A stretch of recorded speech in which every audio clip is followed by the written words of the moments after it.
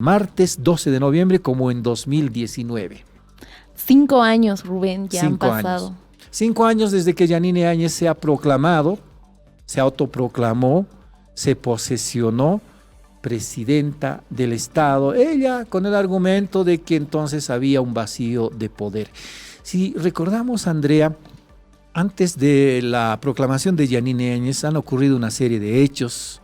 Recordarás los cabildos del Cristo Redentor, en los que Luis Fernando Camacho, siendo dirigente del Comité Pro Santa Cruz, convocaba a la renuncia del presidente de entonces, Evo Morales, anunciaba el punto final, proponía que la decana del Tribunal de Justicia, una decana de Tarija, asumiera la presidencia, movilizaba a gente, 50 legionarios, Robert Brockman lo llama así, 50 legionarios se movilizaron en La Paz. ¿Te acordarás, Andrea, cuando asediaban a las oficinas, hostigaban a las oficinas del Estado, se movilizaban frente a una oficina, a un ministerio, incluso al canal de televisión Bolivia TV, hasta que conversaron a través de Luis Fernando López con las Fuerzas Armadas, esa reunión que tuvo Luis Fernando López, el amigo de Luis Fernando Camacho, con William Calimán el mismo domingo,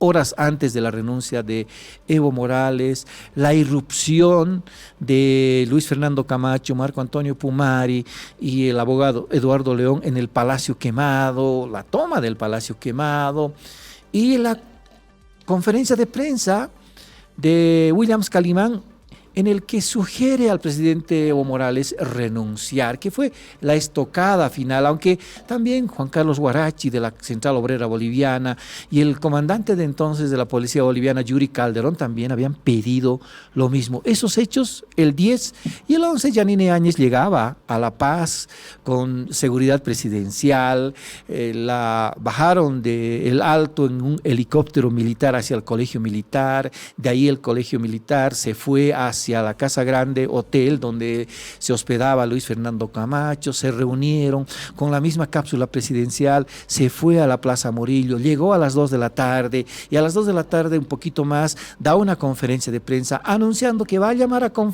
a sesión para considerar la carta de renuncia de Evo Morales. Nunca se ha considerado la carta de renuncia de Evo Morales.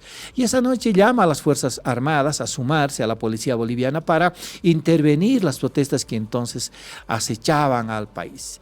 Y al día siguiente, una reunión de la Universidad Católica terminó definiendo, consolidando, porque el 10 ya se había planteado, te acordarás, el Monseñor Scarpellini, a través de Ricardo Paz, llama a Yanine Áñez preguntándole si está en condiciones de asumir la presidencia una vez renunciado Evo Morales. Ella dice, claro que sí, si se trata de pacificar el país. Desde el 10 de noviembre, Yanine Áñez se sabía que iba a ser presidenta. El 11 viaja asilado a México Evo Morales, llega al día siguiente, el 12, una vez ya enterada de esa noticia, Yanine Áñez convoca sesión, nunca llega el movimiento al socialismo y los hechos obviamente los hemos contado en nuestras ediciones. ¿Qué recuerdas vos, Andrea? ¿Dónde te encontrabas en esos días? Rubén, yo estaba en la universidad y recuerdo que los primeros días que era ya después de las elecciones, imagino entre el 21 y 22 de octubre, veía afuera del hotel, ex hotel Radisson, porque ahí, no sé si recuerdas, estaban haciendo el conteo. Sí, han contratado, el Tribunal Electoral ha contratado esos ambientes. Así es, y en las afueras de ese hotel se encontraban más que todo personas del movimiento al socialismo y de Comunidad Ciudadana. Era inicialmente una pelea entre partidos, ¿no? Ahí la población no estaba inmersa todavía en el debate. Ya después empezaron las voces de fraude y es interesante analizar cómo ha ido avanzando el discurso. Inicialmente se ha denunciado un fraude electoral que en ese momento todavía no tenían pruebas concretas, solo las declaraciones, en este caso del ex líder cívico Marco Antonio Pumari, también lo había hecho Luis Fernando Camacho, lo había hecho también el expresidente Carlos Mesa. Entonces creo que este discurso se ha ido metiendo en la cabeza de la gente y después de denunciar un fraude exigieron segunda vuelta. Sí. Después de la segunda vuelta exigieron La renuncia. nuevas elecciones. A nuevas elecciones. Nuevas elecciones, que se anulen las que ya habían pasado y que haya nuevas elecciones. Al no aceptar esto, el expresidente Evo Morales empezaron a exigir la renuncia del entonces presidente Evo Morales y terminó en su derrocamiento porque Morales no había terminado todavía su mandato. Estaba Le faltaban 3 meses, ¿no? 3 meses para concluir. Era una situación muy complicada, Rubén, muy política. Yo recuerdo que acá en La Paz también habían muchas convocatorias para cabildos. Hubo una en la cervecería, hubo otra en las afueras del campo ferial Chuquiagomarca. Ahí se encontraba Carlos Mesa, en algunas se encontraba el exalcalde Luis Revilla, y ya todos exigiendo la renuncia. Y ya después cuando ahí sentí que tal vez un poco la efervescencia ha mermado un poco en una temporada, en unas semanas, pero se volvió a incendiar el país cuando Luis Fernando Camacho dijo: yo voy a ir con esta carta a que Evo Morales firme su renuncia, y ahí fue donde otra vez la gente empezó a salir a las calles y ya empezó todo este movimiento social de las pititas.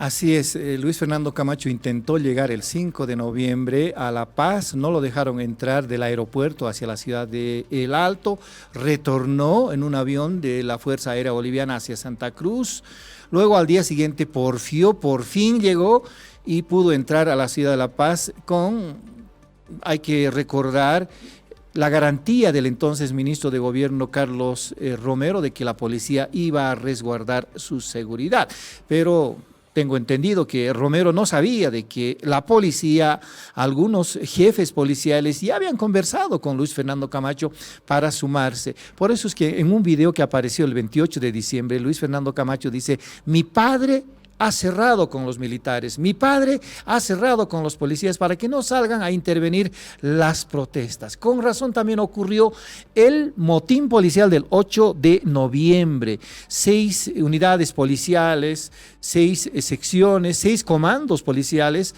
de 6 departamentos se han declarado en motín y no han salido a vigilar los conflictos de entonces, el 8 de noviembre. Ese fue el hecho que quizás debilitó un tanto la fuerza institucional del gobierno. Pero ¿qué pasó el 12 de noviembre? Hemos contado estos antecedentes, Andrea lo contaba también muy bien. Entre paréntesis nada más, esto del fraude era una historia más antigua que las mismas elecciones. El 25 de julio, Kevin O'Reilly, el secretario adjunto para Latinoamérica, llega a La Paz, se reúne con líderes políticos, se reúne con algunos embajadores para dar más o menos línea de qué va a ocurrir con las elecciones del 20 de octubre. Ahí supone él de que no va a haber elección porque el Tribunal Supremo Electoral no estaba en condiciones y deslizó la posibilidad de que iba a haber fraude. La teoría del fraude se ha tejido 3, 4, 5 meses antes de las elecciones de 2019. Eso lo tengo bien en memoria porque estoy trabajando en ese material. Pero ¿qué pasó? Cierro paréntesis. ¿Qué pasó el 12 de noviembre?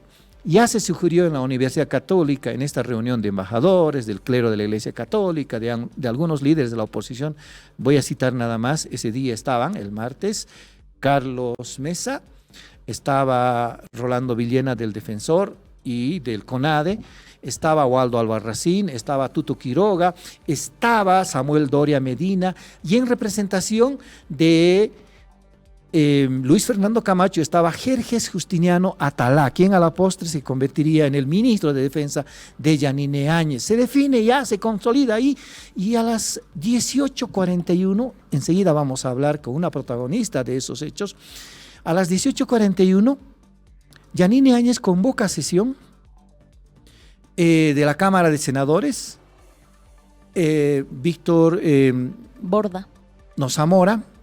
Hugo Zamora, el senador, hace de secretario y dice: no hay quórum, señora presidenta.